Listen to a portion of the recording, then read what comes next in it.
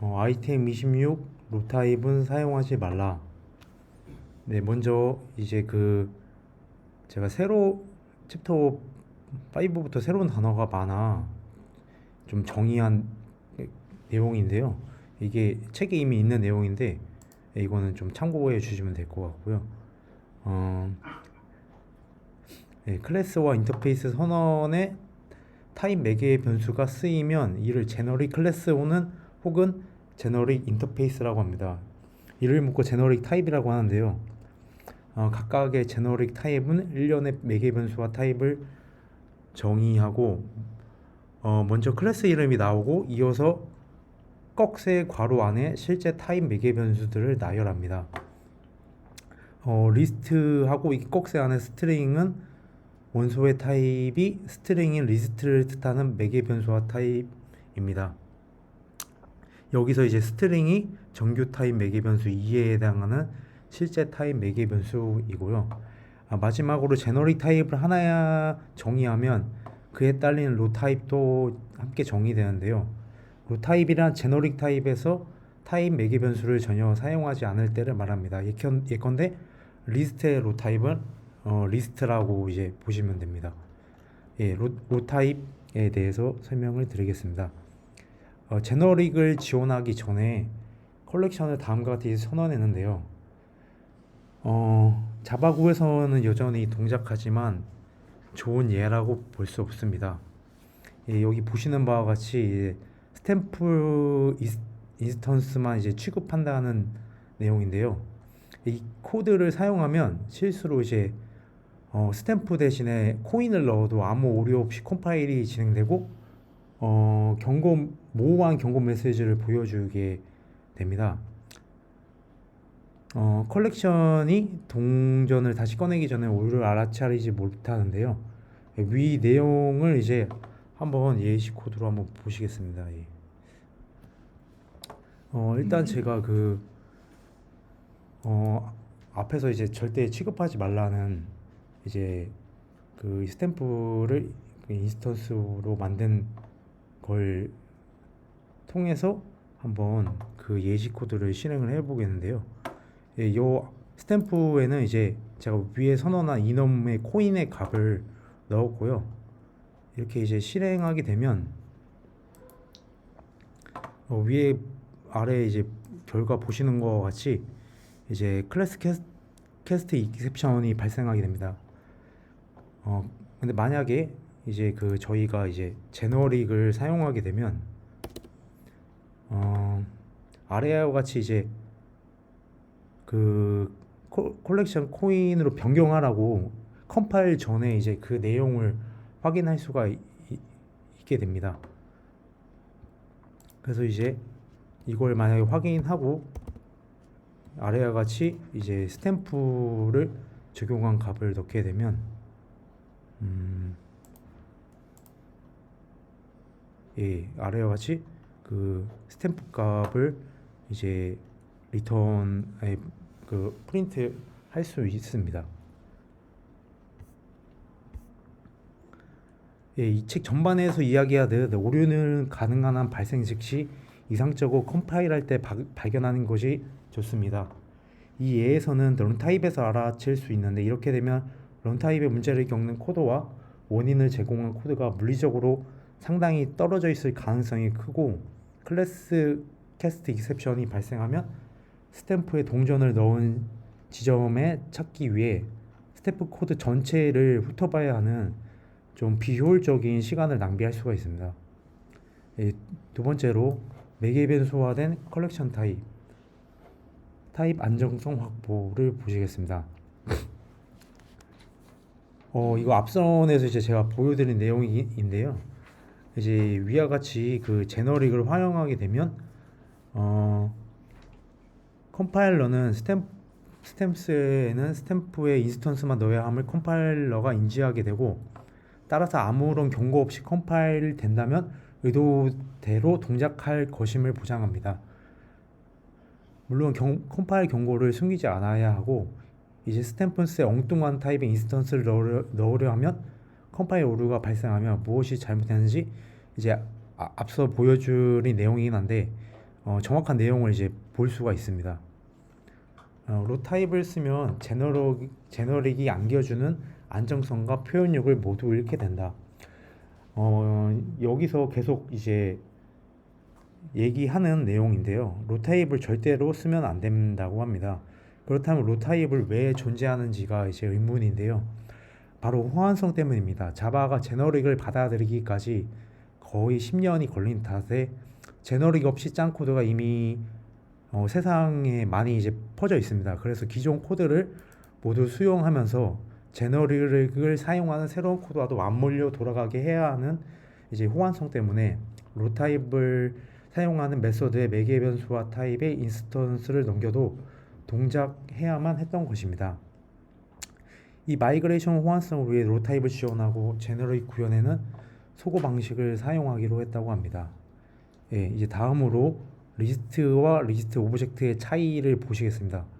리스트 같은 로 타입을 사용하면 안 되나 리스트 오브젝트처럼 이미 개체를 허용하는 매개 변수와 타입은 괜찮다고 합니다. 리스트로 타입은 제너릭 타입에서 완전히 발을 뺀 것이고 리스트 오브젝트는 무슨 타입을 허용한다는 의사를 컴파일러에게 명확히 전달한 것인데 매개 변수로 리스트를 받는 메서드에 리스트를 넘길 수 있지만 여기 그게 생각되는데요. 리스트를 받는 메서드에 리스트 오브젝트를 넘길 수는 있지만 리스트를 받는 메서드에는 넘길 수 없다고 합니다. 그 결과 리스트 같은 매개 변수 타입을 사용할 때와 달리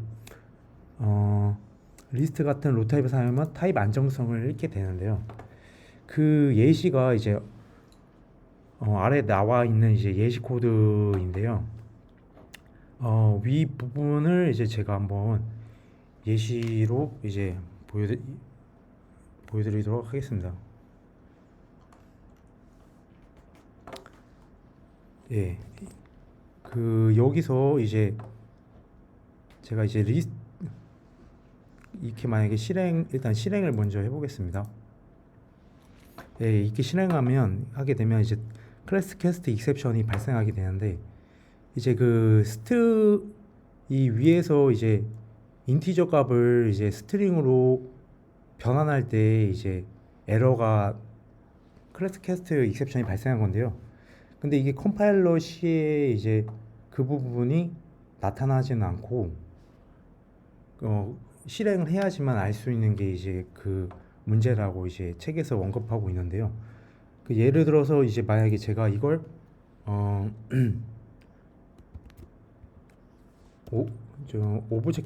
리스트 오브젝트로 만약 받게 되면 위에서와 같이 이제 에러가 바로 발생하게 돼서 컴파일 이전에 그 에러 내용을 확인하고 이제 그 부분을 변경할 수가 있습니다. 위 부분을 이제 그 맞게끔 한번 변경을 해보려고 하는데요.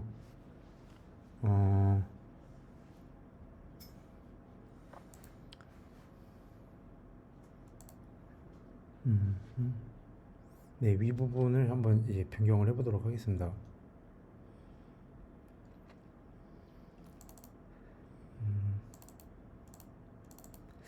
이제 제가 이제 이걸 한번 맞게 변경해 봤을 때는 이런 식으로 이제 동일하게 이제 리스트 오브젝트로 받은 걸 이제 넘겨주고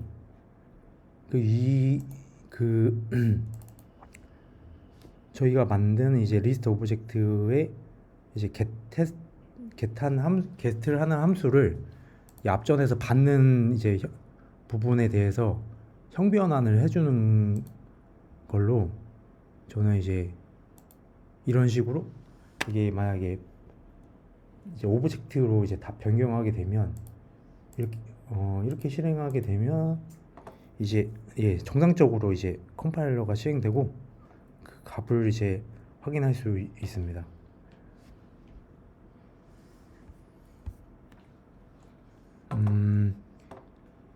이제 그 부분에 대해서 다시 한번 설명을 드리겠습니다. 이 프로그램을 실행했을 때 아까 보신 것과 같이 클래스 캐스트 익셉션을 던지고요. 인티저를 스트링을 변환하려 시도한 것이고 이 형변환은 컴파일러가 자동으로 만들어 준 것이라 보통은 실패하지 않지만 이 경우에 컴파일러 경고를 무시하여 그 대가를 치렀다고 볼 수 있습니다. 이제 로 타입인 리스트를 매개 변수와 타입인 리스트 오브젝트로 바꾼 다음 아까 제가 보여드린 대로 이제 하려고 하면 컴파일조차 안 되는 걸 아까 확인할 수 있었는데요. 이쯤 되면 원소 타입을 몰라도 되는 로 타입을 쓰고 싶어질 수가 있는데요. 예컨대 두 개의 집합 셋을 받아 공통 원소를 반환하는 메소드를 작성한다고 해 보겠습니다. 다음은 제너릭을 처음 접하는 사람들이 작성할 만한 코드를 한번 보여드리겠습니다. 위에서 보시는 바와 같이 set이라는 로 타입으로 이제 그 받는 걸 보실 수 있는데 타입이 뭔지 모를 때는 이제 비한정 와일드 카드 타입을 사용하라고 합니다. 역시 이제 이 부분은 이제 이따가 예시 코드를 보여드리긴 할 건데요. 로 타입이 안전하지 않다는 걸 보여드리는데 비한정 와일드 카드 타입을 대신 사용하는 게 좋다고 하는데요. 제너릭 타입을 쓰고 싶지만 실제 타입 매개 변수가 무엇인지 신경을 쓰시고 싶지 않다면 이제 꺽쇠 괄호 안에 물음표를 사용하라고 합니다.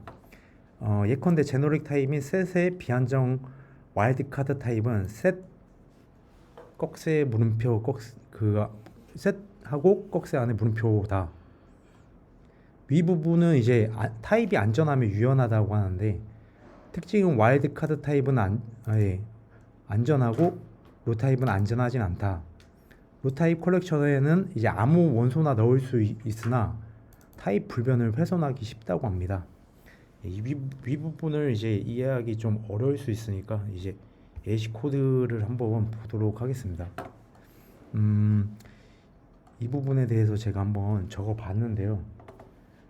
위와 같이 제가 셋이라는 이제 인스턴스를 만들어서 그쪽에 이제 add 1을 해주고 이쪽에다가 이제 제가 만약에 이제 아까 로 타입 형식으로 받는다고 해보겠습니다.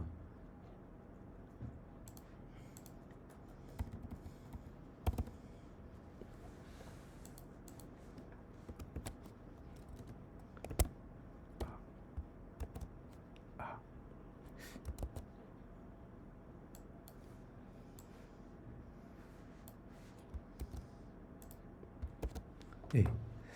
위와 같이 이게 받게 되고 만약에 이 안에서 받은 원소 변수의 값을 만약에 1로 넣어줬지만 2로 바꾸게 되면 위에 바꿔서 실행하게 되면 이 값이 변경된 채 리저트 값을 리턴하게 되는데요. 원래대로라면 이제 0을 리턴했어야 되는데 이 값이 변경된 걸 볼 수 있고요. 근데 방금 제가 설명드린 거와 같이 비와일드 타입으로 만약에 변경해서 실행을 해보도록 하겠습니다.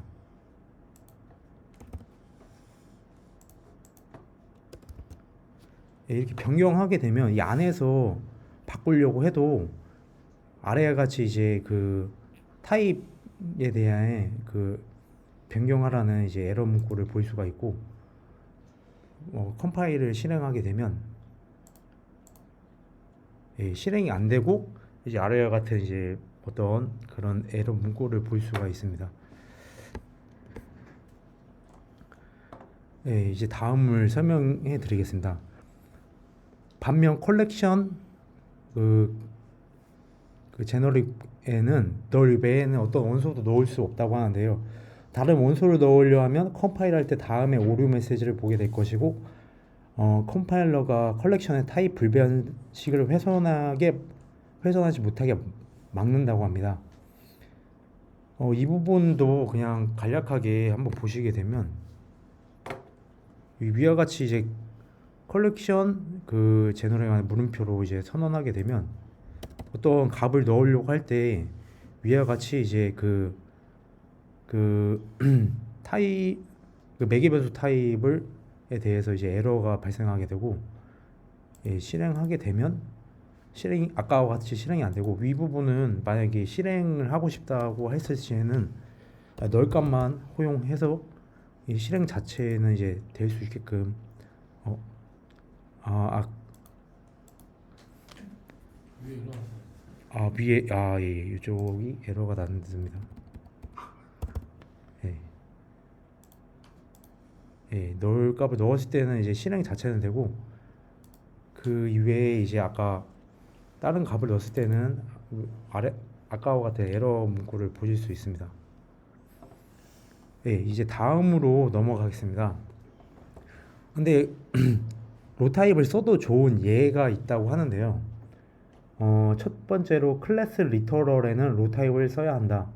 자바 명세는 클래스 리터럴에 매개 변수와 타입을 사용하지 못하게 하였는데요. 예를 들어 리스트 클래스나 그 스트링 배열 클래스, 인트 클래스는 허용하고, 리스트 클래스 리스트 이게 뭐 아마 오브젝트 뭔가 제가 다시 한번 확인해 보겠습니다. 위에 거랑 한번 다르다고 이제 제가 적은 것 같긴 한데, 하와 그 리스트 물음표 매개 변수의 클래스는 허용하지 않는다고 합니다. 인스턴스 오브 연산자의 로 타입이든 비한정 와일드 타입이든 똑같이 동작한다.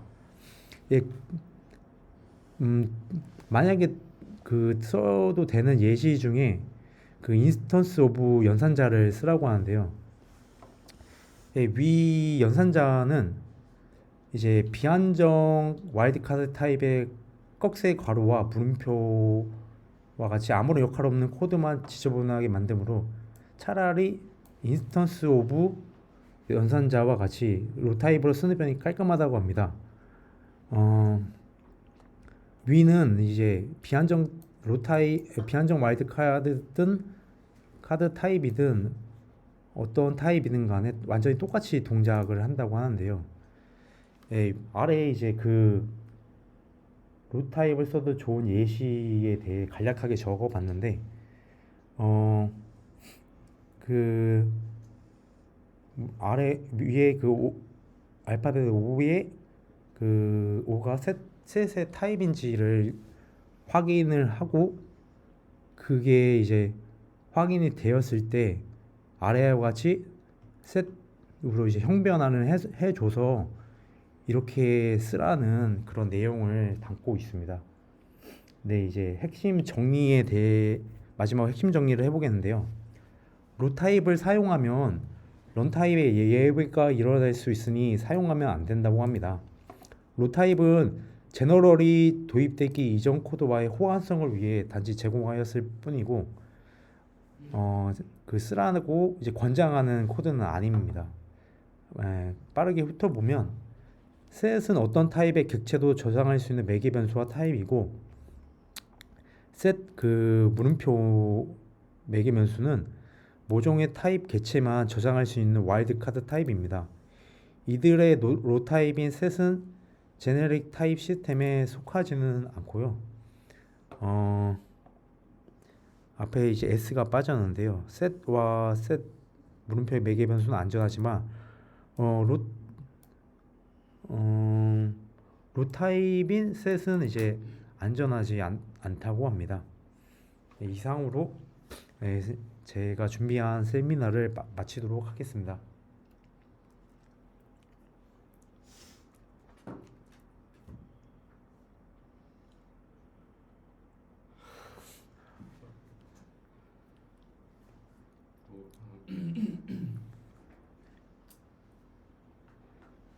정리를 하면은 아마 자바 뭐 다른 언어들도 있는데 자바의 이제 컬렉션 뭐 인터페이스나 클래스 가치를 보면은 제네릭으로 해서 선언돼 있는 애들을 볼 수 있는데요.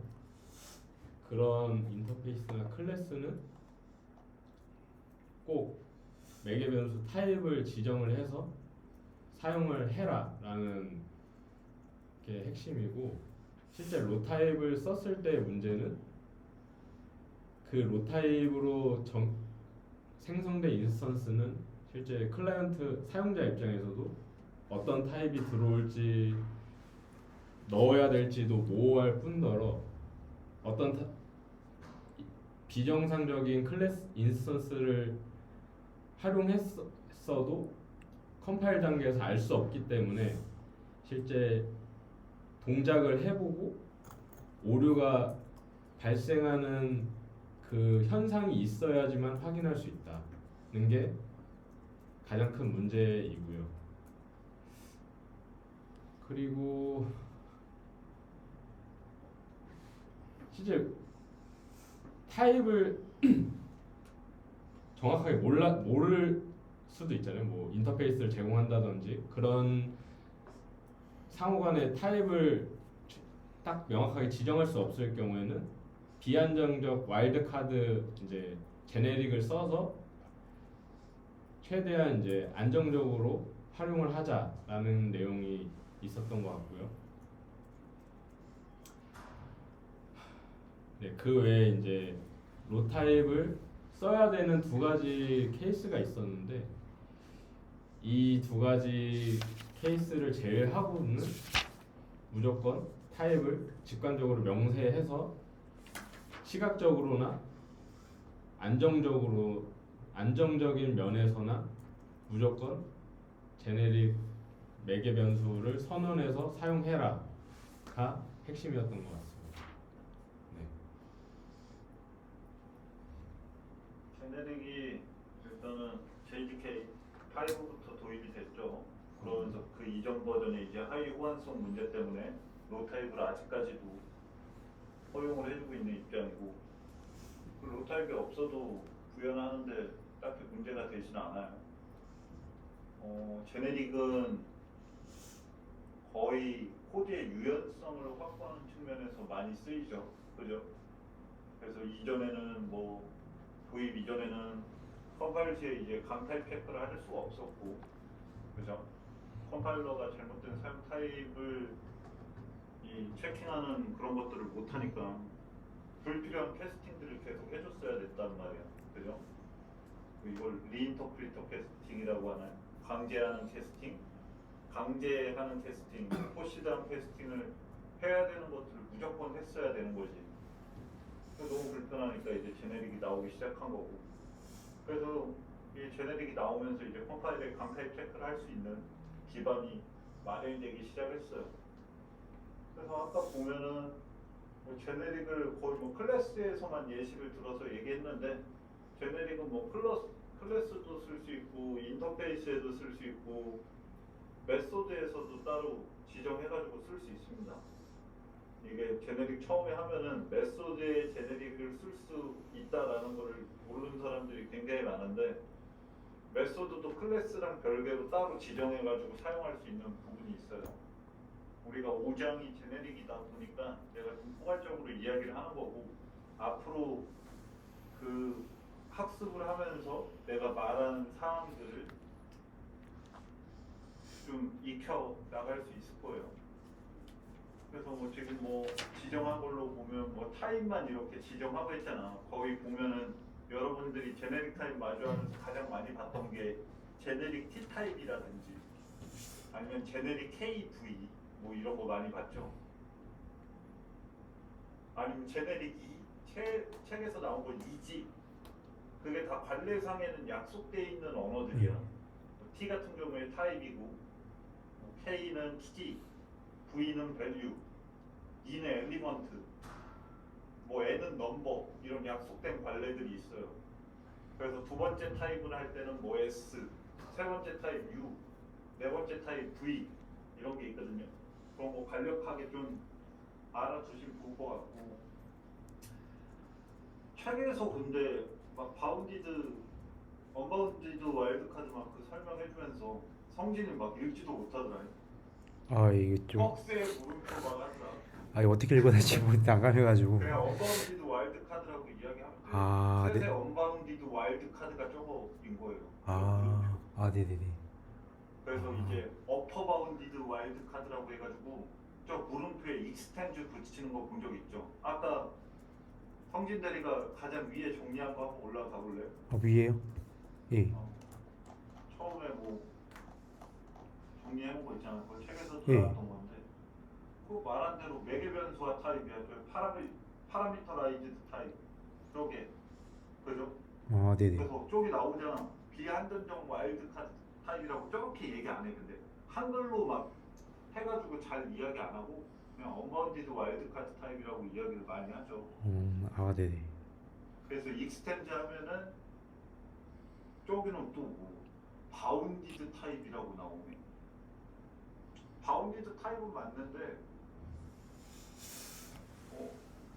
저기에 만약 와일드 카드를 붙이면 그냥 어퍼 바운디드라고 해요. 뭐 물음표 익스텐드 해가지고 저기 바운디드 와일드 카드 타입이라고 나온 거 있잖아. 예. 저거를 보통 어퍼 바운디드라고 하고 여기는 로어 바운디드가 없네. 슈퍼는 왜 안 알려주지? 익스텐드 말고도 슈퍼를 써가지고 할 수 있거든요. 그걸 이제 로어 바운디드 타입이라고 해. 익스텐드가 붙는 어퍼 바운디드 타입 같은 경우에는 자기가 지정한 타입이나 하이 타입만 올 수 있는 거고, 이제 로어 바운디드 슈퍼를 붙이는 경우에는 지정 타입의 부모 타입들만 사용할 수 있는 거예요.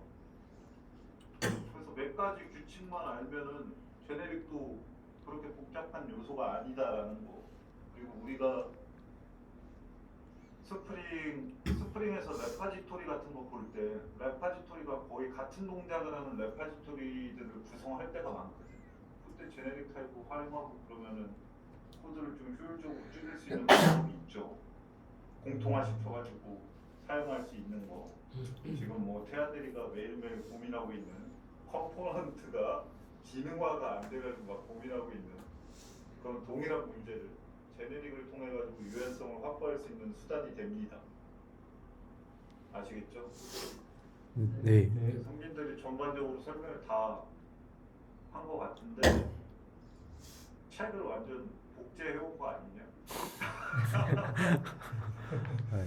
너의 생각으로 좀 피력해가지고 딱 보여줘야지. 이게 좀 복제할 권리도 아니고 지금. 이게 좀 요약하기가 쉽지 않은 것 같아요. 심플하다 보니. 확실히 이해하면 요약할 자신이 생기죠. 그렇지 않겠습니까? 예, 그런 것 같습니다. 네. 다음엔 더 책보다 간결하게 전달할 수 있는 그런 것들을 한번 노력해보면 더 나아질 것 같습니다. 예, 다음에 좀 간결하게 좀 준비해보겠습니다. 네. 처음보다는 확실히 많이 좋아졌어요. 오늘 어도 얼마 많이 안 했잖아요. 그거 좀 나름 의식해가지고 줄였습니다. 알겠습니다. 덧붙이실 분이 있으세요? 네, 종료하시죠. 예, 종료하겠습니다.